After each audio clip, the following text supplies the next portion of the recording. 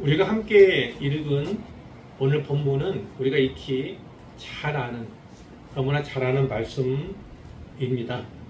가늠한 여인을 정죄하려는 사람과 또 그들을 대하시는 예수님의 말씀, 행동이 기록되어 있는 본문이죠. 오늘 본문은 순서에 속한 것입니다. 요한복음 강해 설교를 해나가고 있는데 오늘 순서가 마침 여기고요. 그런데 준비하면서 이런 생각이 많이 들었습니다. 우리 사회에서 특히 정치판에서 그 성경 말씀 어떻게 대하고 있는가, 또 어떻게 인용하고 있는가, 그런 것을 제가 잠깐 생각하게 되었어요. 십자가 얘기를 많이 하고 고난 운운하는 그런 정치인들이 많음을 봅니다. 성경에는 분명히 범죄하면 회개해야 한다고 교훈되어 있어요. 다윗은 하나님의 사랑을 듬뿍 받았던 사람이고 하나님과 사랑의 교제를 나눴던 사람이지만 그도 범죄했고 그도 실수했고 실패할 때가 있었습니다. 그런데 다윗이 믿음의 사람으로 오늘도 존중받고 존경받는 것은 그에게는 바로 회개하는 특별한 태도가 있었기 때문이에요. 하나님께 선자를 보내서 지적하셨을 때 즉시로 납작 엎드리는, 자기의 잘못을 회개하고 용서를 구하는 그런 면이 오늘 우리의 모습과는 많이 다른 듯이 여겨집니다. 범죄의 결과로 당하는 십자가, 범죄의 결과로 당하는 고난은요, 그건 십자가라고 할 수 없는 것입니다. 십자가를 진다 해도 아무런 유익이 없는 거예요. 죄의 결과로 십자가를 지는 것뿐입니다. 그러나 애매한 고난, 이유 없는 고난이 있습니다. 선을 행하다가 얻는 고난도 있고요. 예수님 때문에 받는 고난도 있습니다. 성경은 바로 이 고난을 가리켜서 유익이 있다, 고난엔 유익이 있다, 이렇게 이야기를 하는 겁니다. 그런가 하면 죄 없는 자가 먼저 돌로 치라, 이런 말씀을 이 정치인들이 너무나 쉽게 빈번히 사용하는 것을 보게 됩니다. 너나 나나 다 똑같지 않느냐? 우리 가운데 깨끗한 사람이 어디 있느냐? 털어서 먼지 안 나오는 사람이 어디 있느냐? 왜 나만 갖고 그러느냐? 이렇게 이야기를 하죠.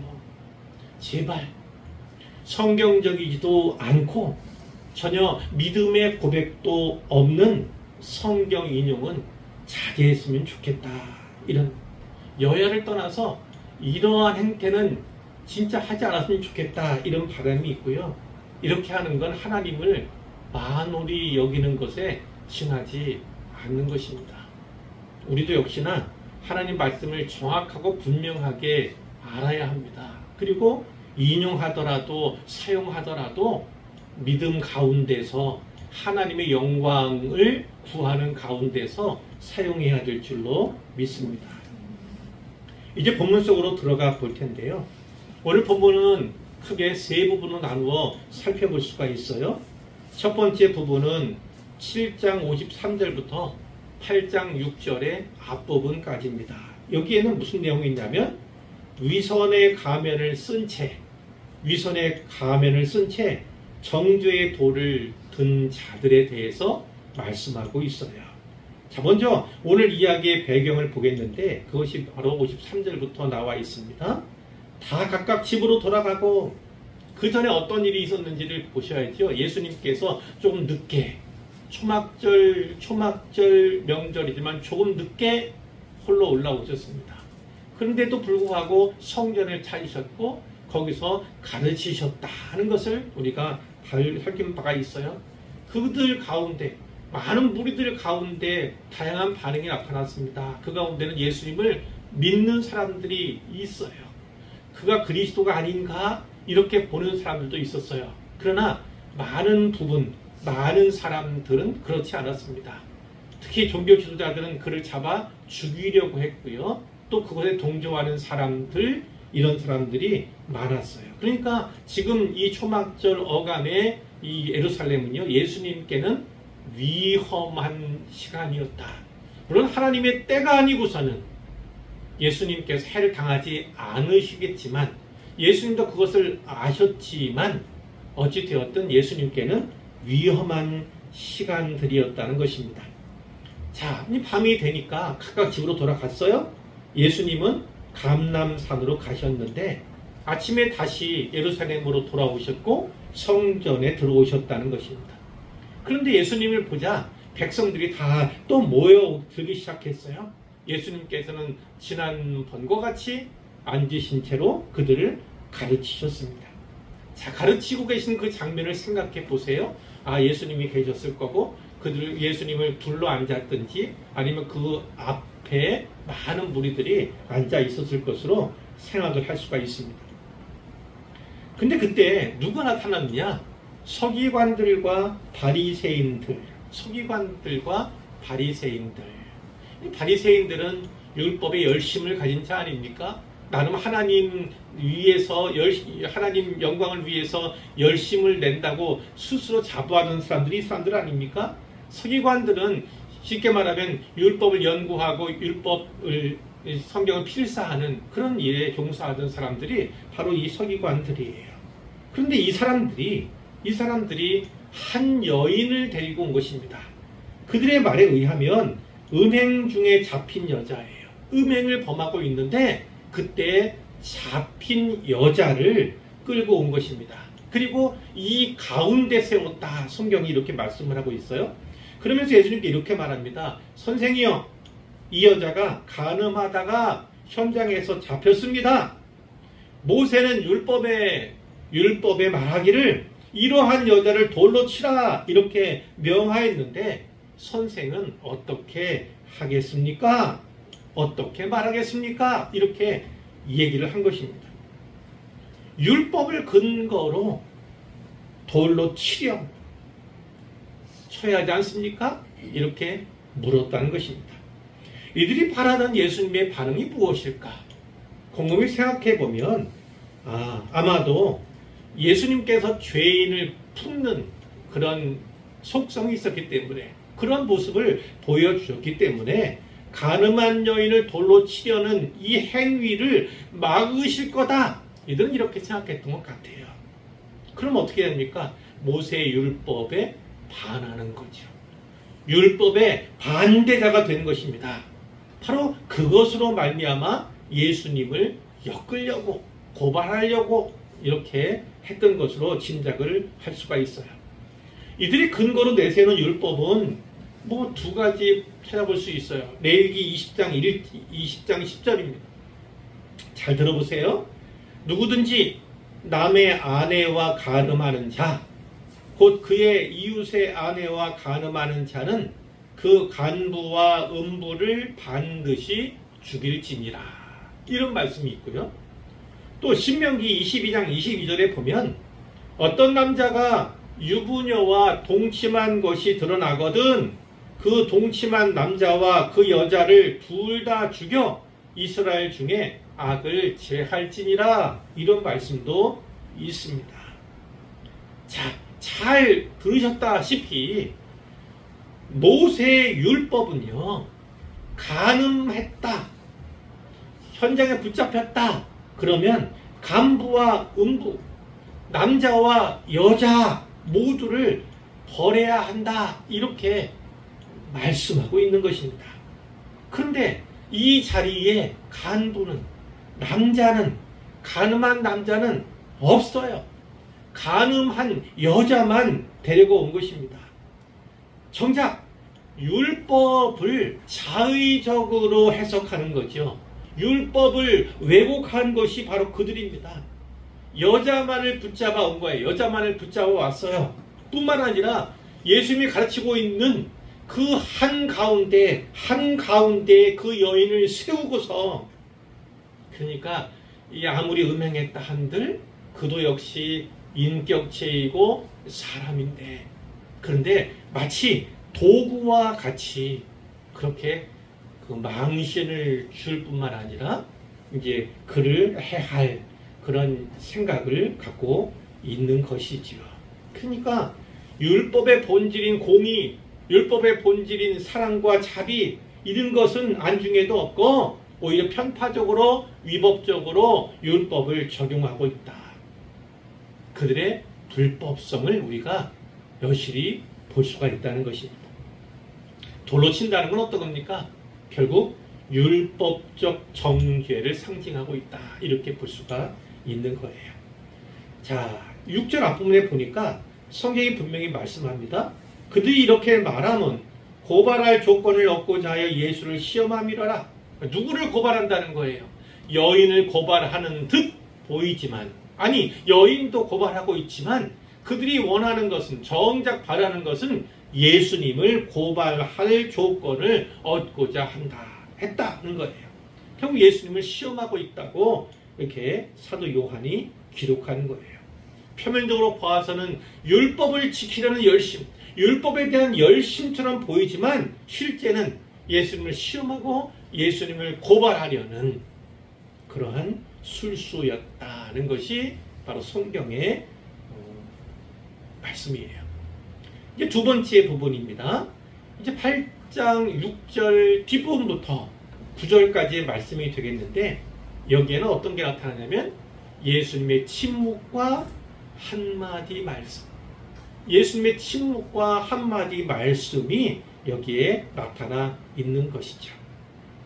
서기관들과 바리새인들이 시험할 때 예수님이 어떻게 반응하셨습니까?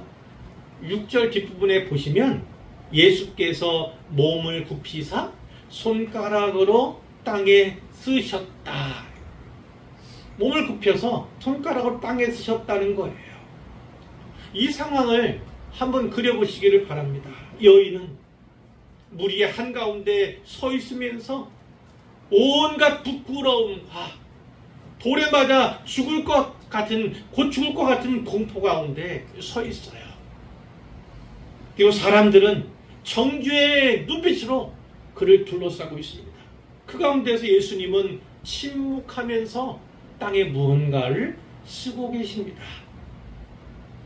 시간이 어느 만큼 흘렀던 것 같아요. 그러자 그들이, 이 서기관들과 바리새인들이 다시 묻는 겁니다. 다시 종용을 하는 거죠. 답하기를요. 그런데 예수님이 이때 일어나셔서 짧은 단 하나의 문장으로 말씀을 하시죠.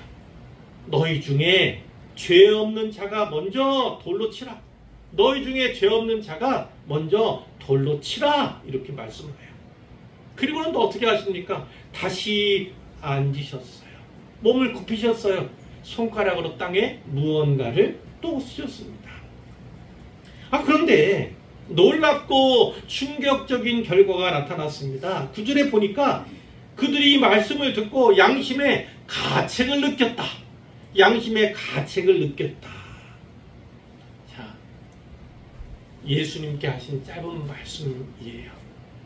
이 예수님 말씀만 아니라 하나님의 모든 말씀이 바로 우리에게 양심을 찌르는 말씀, 우리에게 양심의 가책을 주는 말씀으로 다가올 때 우리가 바르게 설 수 있는 것입니다. 우리가 좀 더 온전해질 수 있는 거예요. 그것이 바로 성경이 우리에게 주시는 유익이다. 이렇게 볼 수가 있는데, 양심의 가책을 느낀 사람들이 어른부터 시작해서 젊은이까지, 나이 든 사람이나 나이가 어린 사람이나 하나씩 갔다는 겁니다. 나갔다는 것입니다. 무엇 때문일까요? 이유가 과연 무엇일까? 예수님께서 손가락으로 땅에 무언가를 쓰셨다. 예수님이 쓰신 글씨는 그 내용은 과연 무엇일까? 성경은 그것에 대해서 침묵합니다. 아무런 힌트도 주지 않으세요. 그래서 많은 추측이 학자들 가운데 있어 왔습니다. 어떤 사람은 거기 서기관들과 특히 이 바리새인들, 그들의 죄를 낱낱이 기록하셨을 것이다. 이렇게 생각하는 사람이 있고, 어떤 사람은 예수님께서 10계명을 하나하나 쓰셨을 것이다. 이렇게 추측하는 사람도 있고, 예레미야 17장 13절 이런 말씀도 사실 있어요. 이스라엘의 소망이신 여호와여, 무릇 주를 버리는 자는 다 수치를 당할 것이라. 무릇 여호와를 떠나는 자는 흙의 기록이 되오리니 이는 생수의 근원이신 여호와를 버림이니이다. 무릇 여호와를 떠나는 자는 흙의 기록이 되오리니, 아마 그것을 연상케 하는 또 모습일 수도 있다, 이렇게도 볼 수가 있어요. 이처럼 사람들의 추측만이 있을 뿐이에요. 그러니까 어쩌면 땅에 쓰신 글씨의 내용이 중하기보다 오히려 예수님께서 땅에 글을 쓰시는 가운데 보여주셨던 그분의 침묵이 더 중요한지도 모르겠다, 이런 생각도 해볼 수 있습니다. 짧은 한 말씀 전후에 오랜 동안의 침묵이 무사람들에게, 특히 정죄하며 고발하던 사람들에게 중한 무게감으로 다가오지 않았을까, 이렇게도 생각해 볼 수 있다는 것이죠. 그것은 말보다 더 깊이 양심을 찌르는 시간이었을 수도 있다는 거예요. 물론 예수님의 말씀이 그들의 양심에 가책을 주었다고 성경이 말씀하고 있지만요, 여기에 너희 중에 죄 없는 자가 먼저 돌로 치라, 이 짧은 말씀이 그들의 내면을 강타했다고 봄이 타당할 듯해요. 인생 중에 죄 없는 자가 어디 있습니까? 죄 없는 자가 어디 있습니까? 죄를 깨닫지 못하고 죄를 감출 뿐이지 죄 없는 자는 기실 아무도 없어요. 인생 가운데 죄 없는 자는 한 명도 없습니다. 인생 가운데 한 분을 꼽는다면 오직 예수님만이 사람이심에도 불구하고 죄가 없으셨다, 예수님만을 꼽을 수 있을 뿐이에요. 그러니 이 말씀은요, 단지 도덕적 차원에서 접근할 것이 아닌 거예요. 그들 모두를, 특히 그 여인을 정죄하고자 했던 그들을 하나님의 공의 앞에 세우는 거룩한 선언이었다, 이렇게 볼 수가 있는 것이죠. 그 자리에 있던 죄인은 여자만이 아니었던 겁니다. 여인을 정죄하던 자들 역시 하나님의 기준으로 보면 동일한 죄인이었음을 그들이 깨닫게 되는 것이죠. 우리는 때로 그렇습니다. 죄를 구분하려는 습성이 있어요. 이건 큰 죄니까, 이것은 작은 죄니까. 아니요. 큰 죄, 작은 죄의 문제가 아니라 그냥 죄의 문제입니다. 죄의 문제를 해결하지 않고서는 결코 구원받을 수 없는 거예요. 큰 죄는, 중한 죄는 구원받지 못하고, 작은 죄, 우리가 가볍게 여기는 그 죄, 그것은 구원받을 수 여지가 있는 것처럼 오해하는 것, 그것은 우리가 성경을 잘못 이해하고 잘못 해석한 결과입니다. 그들은 여인의 죄, 간음이라는 큰 죄는 보았지만 자신의 죄는 전혀 보지 못하는 사람들이었던 거예요. 죄를 고발하는 열심이 있었지만 정작 자기 자신의 죄에는 무관심했던, 무감각했던 것이 그들의 모습이었던 거예요. 더 나아가서 그들은 이 여인을 통해서 예수님까지 정죄하고 싶어 했던 것입니다. 예수님을 심판의 자리에 세우고 싶었던 거예요. 그러나 정작 정죄받아야 할 사람들은 그들이었고, 그들 안에 넘치는 죄를 그들이 깨닫지 못했던 거예요. 그러나 예수님께서 보여준 이 행동과 이 말씀으로 말미암아 그들은 하나둘 그 자리를 떱니다. 양심의 가책을 받았기 때문이죠. 정죄의 자리는 침묵의 자리로 바뀌었어요. 돌을 들었던 손이 내려왔습니다. 진짜 죄인이 아닌 자기들은 죄인이 아닌 척한 사람들은 다 하나둘씩 돌아가게 되었어요. 이제 예수님과 그 가운데 섰던 여자 두 사람만 남았어요. 두 사람. 한 사람은 죄인이고 한 사람은 구원자이신 예수님이셨던 겁니다. 이제 세 번째 부분인데요. 10절과 11절이 셋째 단락이에요. 여기는 어떤 내용인가요? 예수님 앞에 남은 한 사람과 정죄하지 않으시는 예수님에 대한 얘기입니다. 정죄하지 않으시는 예수님에 대한 이야기. 예수님께서 일어나셨습니다. 이거 주위를 둘러보셨어요? 그랬더니 여자 외에 아무도 없는 것을 보게 되셨습니다. 그러니까 이 말씀하세요. 여자여, 너를 고발하던 그들이 어디 있느냐? 너를 정죄한 자가 없느냐? 비로소 그 여자가 주위를 둘러보았을 거예요. 아무도 없었어요. 대답하되 주여 없습니다. 이렇게 얘기했을 때 예수님이 말씀합니다. 나도 너를 정죄하지 않겠다. 가서 다시는 죄를 범하지 말아라. 이렇게 말씀을 하신 거예요. 이 부분에 바로 여기에 복음의 깊이가 담겨 있습니다. 복음의 깊이가 담겨 있어요. 예수님은 정죄하지 않으셨어요? 그런 한편으로 죄를 가볍게 여기지도 않으셨습니다. 다시는 죄를 범하지 말라. 그것은 죄가 얼마나 중하고 무거운가를 다시금 상기하시는 말씀이에요. 여기서 복음은 두 가지로 보통 얘기하는 두 날개로 이렇게 표현이 되고 묘사가 됩니다. 나는 너를 정죄하지 않겠다. 나도 너를 정죄하지 않는다. 이건 뭡니까? 용서의 선언입니다. 그리고 은혜의 선언이 여기에 담겨 있어요. 이것은 예수님이 너의 죄를 대수롭게 여기지 않겠다. 이런 차원이, 이런 뜻이 절대 아닙니다. 절대 아니에요. 이 말씀 가운데 들어있는 예수님의 깊은 뜻은 무엇이냐면 그분이 곧 너의 죄를 짊어지기 위해 이 땅에 오셨다. 모든 사람들의 죄를 대신하기 위해 이 땅에 오셨다는 것을 명확히 보여주는 것이지요.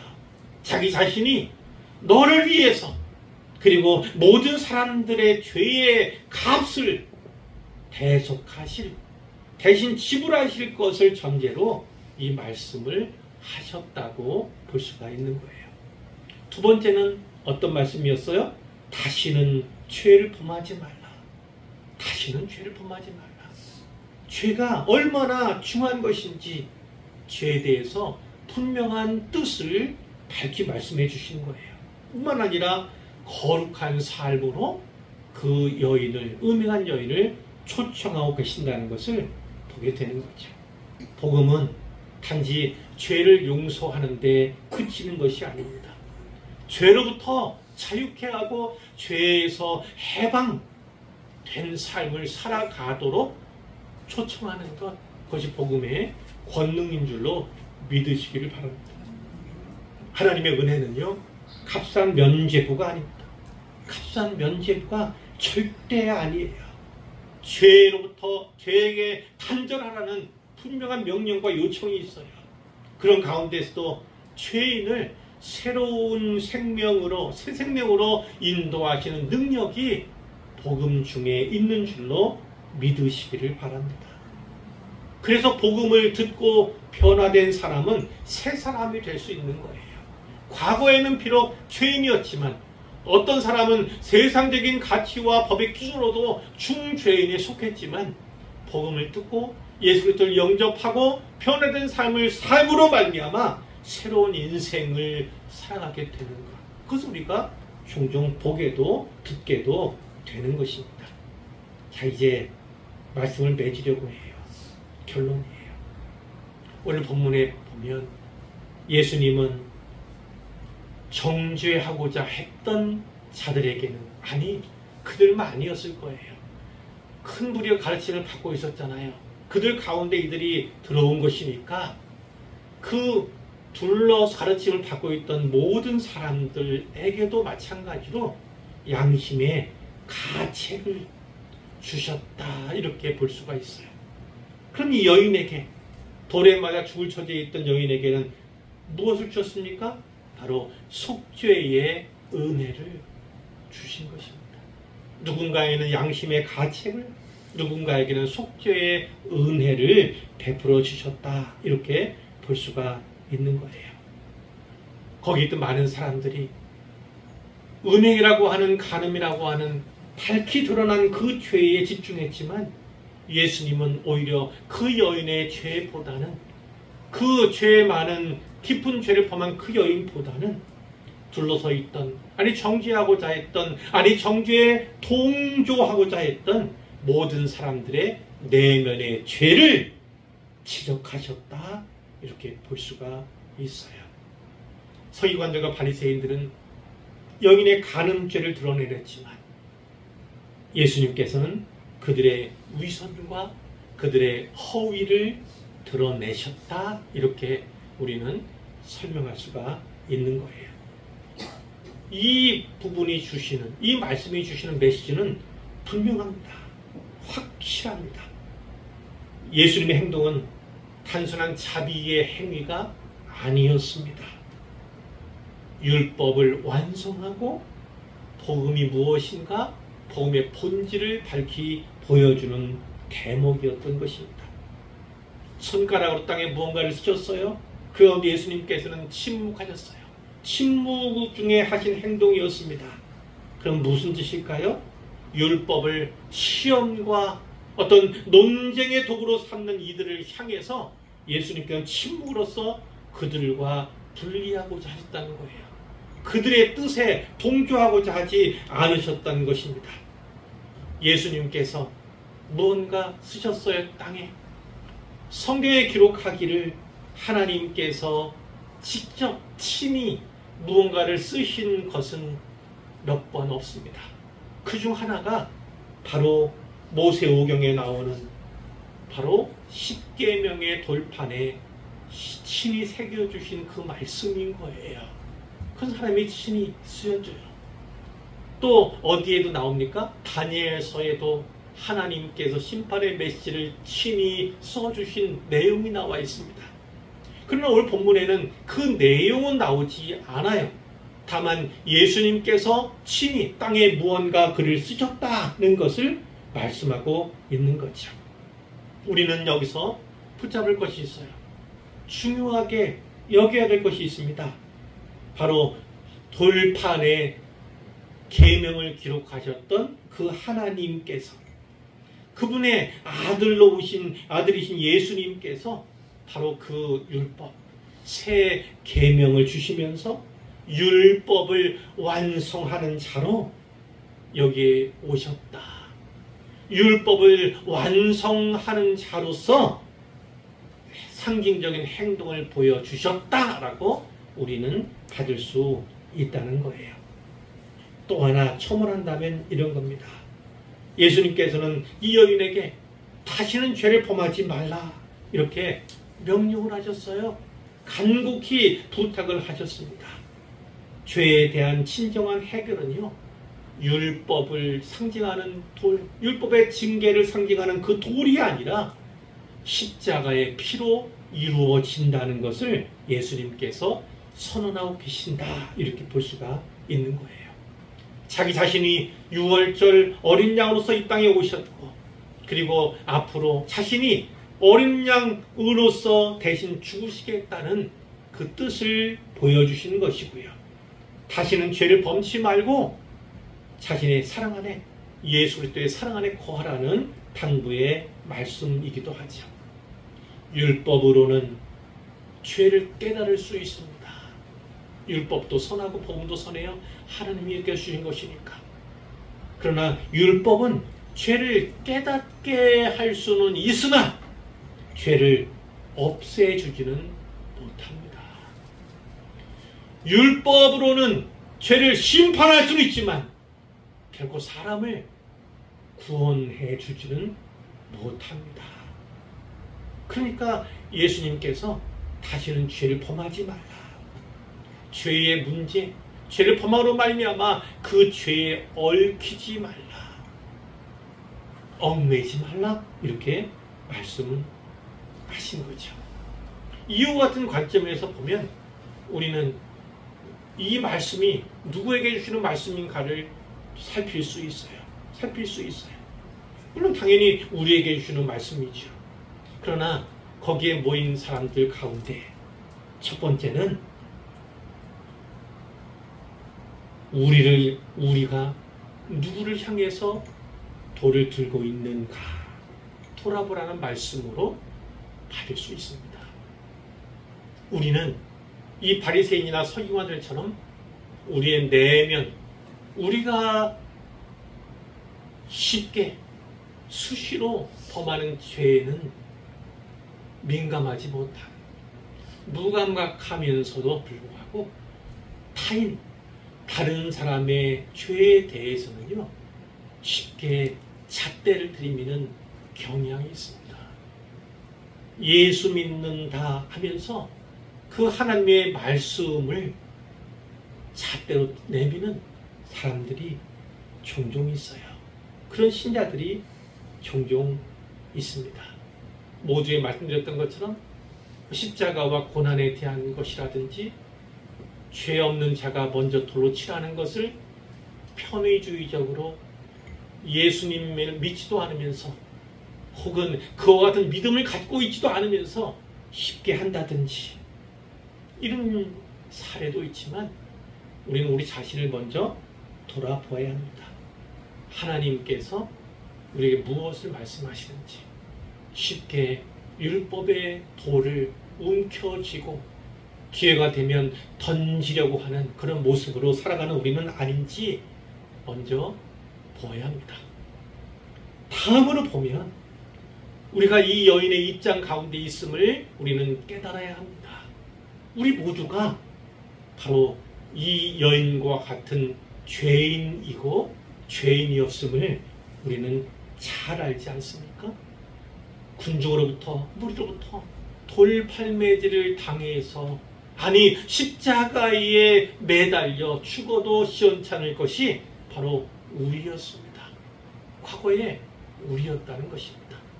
그런데 이 여인은 어떻습니까? 오직 은혜로 용서받았고 구원의 길 그 앞에 열리게 되었음을 우리가 보게 되는 거예요.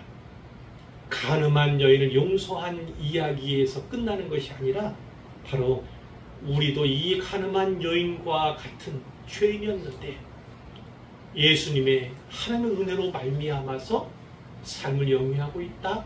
새로운 생명이 되었고 새로운 존재가 되었다. 거룩한 백성, 거룩한 자녀라는 성도의 일원이 되었음을 우리가 깊이 새겨야 합니다. 그 가운데 우리는 이렇게도 얘기할 수 있어요.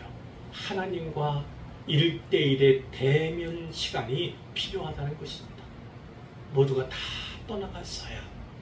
오직 죄인인 한 사람과 구원자인 예수님만 남았습니다.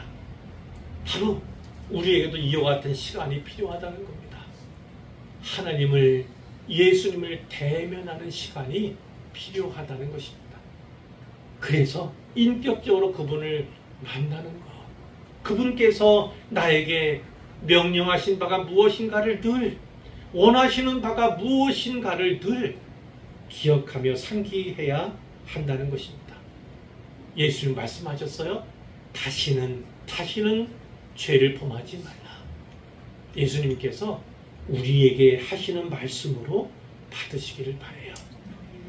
나도 너를 정죄하지 아니하노니 가서 너 다시는 죄를 범하지 말라. 성도라는 이름에 부끄럽지 않게 거룩한 삶을 사시고 거룩한 생애를 사시기를 주님의 이름으로 축원합니다.